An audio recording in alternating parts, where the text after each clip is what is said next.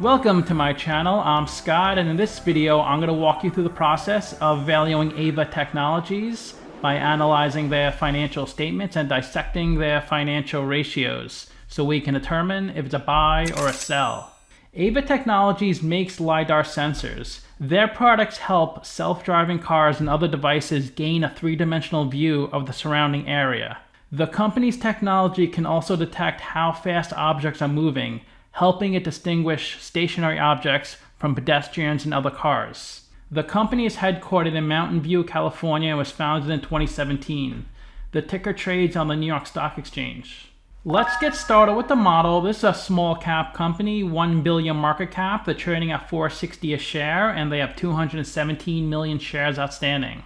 Let's look at their financials. The way you value a company is you estimate the free cash flows into the future, and then you discount those numbers back to today's value. That's what we're doing in this video, and free cash flow is cash flow from operations minus capital expenditures. So they do have negative free cash flow each year. They're not really bringing in much revenue at this point.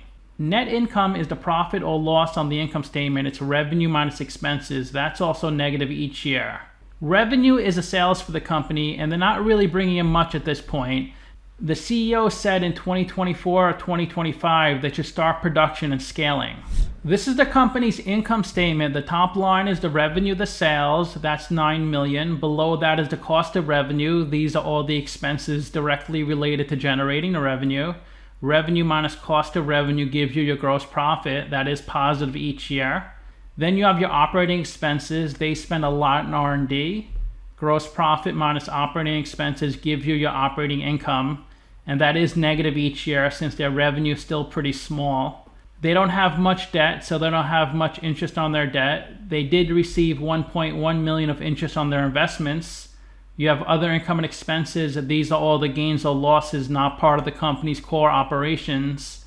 Your pre-tax income. They don't have any taxes since they don't have any profits. And the bottom line of the income statement is their net income, which is negative every year. This is the company's statement of cash flows. The top line is operating cash flow. That's how much cash the company loses from its operational business. Then you have capital expenditures, which are investments in property, plant, and equipment. That was 11 million. You could expect this number to grow a lot over the next few years, because in order to make their products, they're going to have to wreck some factories and buy machinery and equipment. Operating cash flow minus capex gives you your free cash flow, and that is negative each year. They don't use debt to grow their business. They're using capital stock. You could see they raised 36 million in 2019, but they raised a lot more in the past. They have nearly 400 million of cash on their balance sheet. Let's look at the capital structure. 400 million of equity, 9 million of debt. They're 98% equity, 2% debt. And you can see their net debt is negative 370 million. So they could pay off all the debt with the cash on their balance sheet instead of 370 million of cash left over. I use the lowest WACC on Finbox, 7.5%, and that's a discount rate we're going to apply to the future cash flows.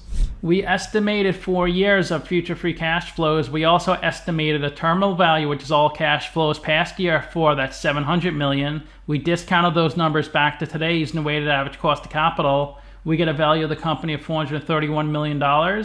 We divide that by 217 million shares. And we get a calculated stock price of $2. They're trading at $4.60, so they're trading at a 131% premium. It's a sell according to the model. Their revenue forecast for 2024 is 180 million. That's when they expect to start production. And I grew that to 331 million in 2025. So at this point, we're not really investing on the company's fundamentals because they really don't have any revenue yet. We're investing on the future potential of their technology. It's a really hard company to value at this point because who knows where the sales will go. In order for them to really grow, they need to link up with some car manufacturers, mainly Tesla. Once they build a good relationship with those car companies like Tesla or Ford or GM, then the stock will go way up.